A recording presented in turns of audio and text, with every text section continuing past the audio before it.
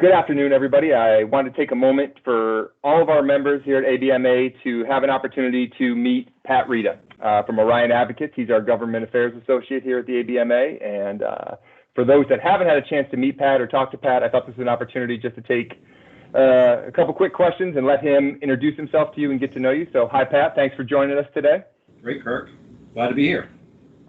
First thing I'll ask you is if you could tell the members, how did you get involved in the government affairs business?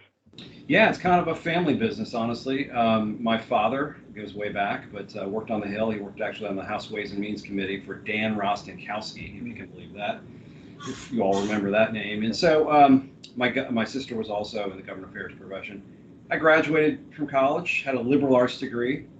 I was living at home because I was jobless because I had a liberal arts degree. And, we lived near Washington, D.C. And so, I was talking to my family, my sister, and she felt like I really had a good skill set for working on the Hill and, ultimately a government affairs profession. So I got a job on the House side and moved over to the Senate and ultimately worked for the Senate Agriculture Committee. And so, yeah, that's really kind of how it started.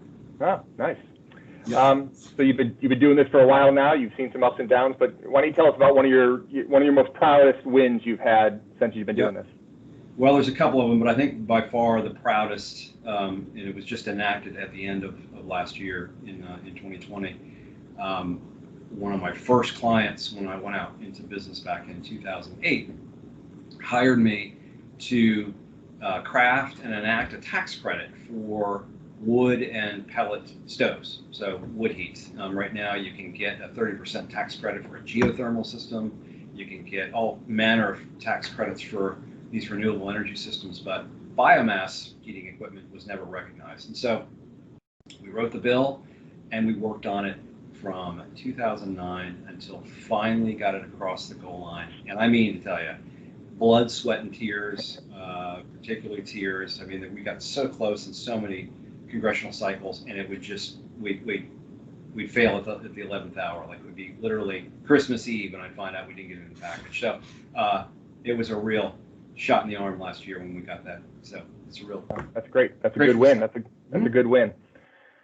So the last thing here to wrap up is as we're going out here and as we're launching this exciting ABMA program, we're going to be meeting with a lot of legislators, and we'll be meeting in their district offices up on the Hill and virtually ultimately. What's the best advice you can give someone that's going to sit down with a legislator? Yeah, I always tell folks that when they come into town pre-COVID, and we had in-person meetings, and the same holds true with virtual meetings, is just be yourself and be conversational. I know folks tend to get nervous when you're talking to a member of Congress, but they're people just like we are, and they're eager to hear your story. So first and foremost, I tell them just be conversational, be relaxed, calm, conversational. I think secondly, have a clear ask.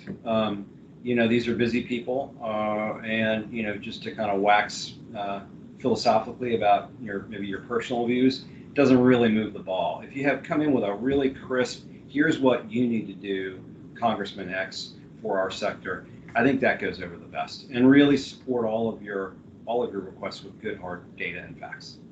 Great. Yep. Well, thanks, Pat. Thanks for taking a couple minutes to talk with us today. I know the members will enjoy meeting you. Pat's a great guy, and he's done a lot for us already in the short time we've been up and running, and I look forward to you guys working together in the future. Yep. Looking forward to working with all of you. Yep. Thanks. Take care, Pat. Bye-bye. Yep.